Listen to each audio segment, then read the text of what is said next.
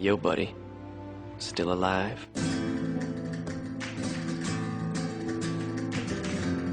It seems every outing my father and I undertake turns into an adventure to rival those of the past.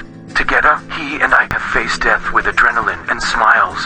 Together, we had witnessed the meaning of peace.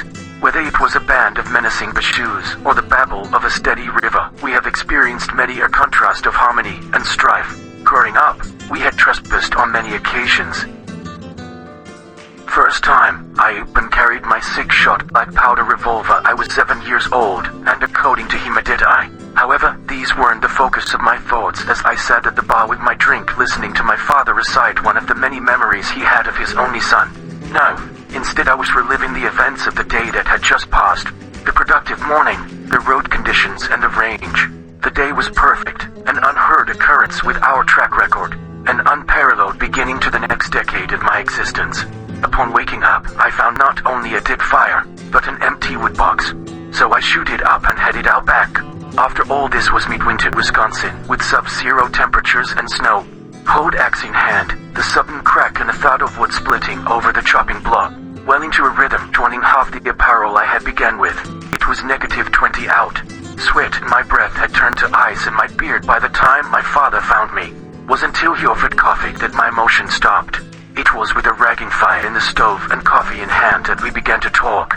He congratulated me for reaching 20 years of age, then we got to business.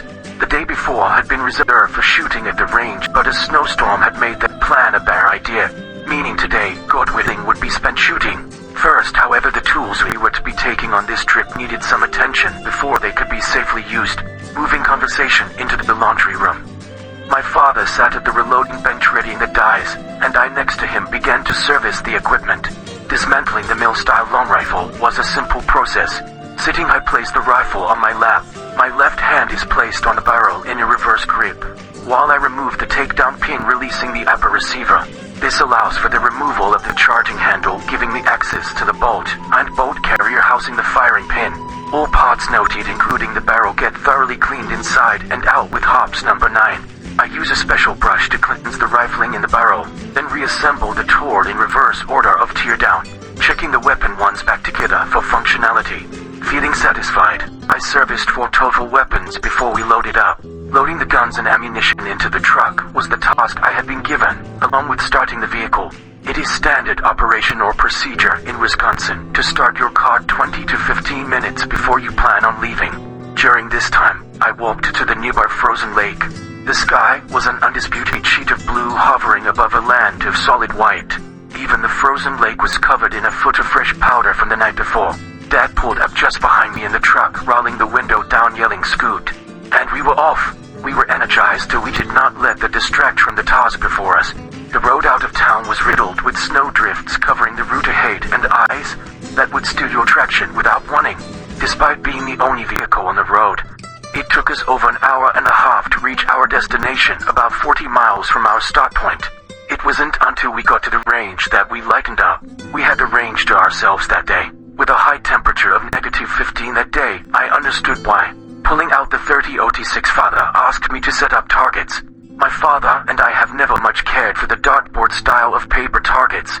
No, instead our collective ego made only a small strip of colored tape on a sheet of notepaper acceptable as a reference point to our aim.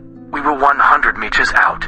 I cradled the rifle in my arms in a firing position, eyes downrange peering through the scope acquiring my target. A spot of blue in the distance to the naked eye. I stayed my breath and felt my heartbeat. Index finger slipping down to the trigger, gentle but purposeful. The explosion that followed threw the rifle about an inch back. Not an issue if you had anticipated this. However, I did not. With a fresh chunk of flesh cleaved from my forehead, I recovered and scoped my target, expelling the spent broths. Charging the rifle for my next shot with the action of the bolt. Was a miss, I stated, looking through the lens once more. The hole I had printed was at the top left of the 11x8 pad, was well away from center target. The rifle was cold. Anticipating the temperature of the barrel, I repeated the process. The crack of the rifle rolled through the hillside. A new hole appeared in the tape 100 meters from where I sat. A small victory. Next was the AR-15, equipped with iron sights. Letting off a fill magazine, I landed a few, but ultimately did not hit all too much. It was at this point we packed up the rifles and pulled out our handguns. Moving to the appropriate range, we post targets, load our mags, and open fire. I was getting a feel for the old Block 9mm. The Block had always been a favorite of mine.